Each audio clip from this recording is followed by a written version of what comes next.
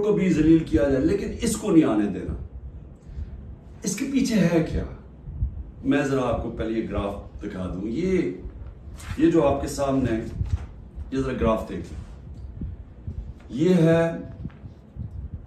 सर्वे का रिजल्ट। ये सर्वे का रिजल्ट में ये जरा इधर देख लें कि 70% इस वक्त तहरीक इंसाफ की मकबूलियत है पाकिस्तान में। बाकी सारी पार्टीज की मिला के भी तो जो मकबूलियत है, उन सबको अब खौफ है कि इलेक्शन अगर आ गए तो ये हार जाएंगे। अब ये पीडीएम की जमातों ने तब से फैसला किया हुआ है कि इलेक्शन भी नहीं लड़ना, क्योंकि इलेक्शन अगर हो गया तो इमरान खान आ जाएगा, और अगर इमरान खान आ गया तो उनको ये नहीं फिक्र कि मुल्क को अच्छा होगा या बुरा होगा। उनको फिक्र ये है कि इन्होंने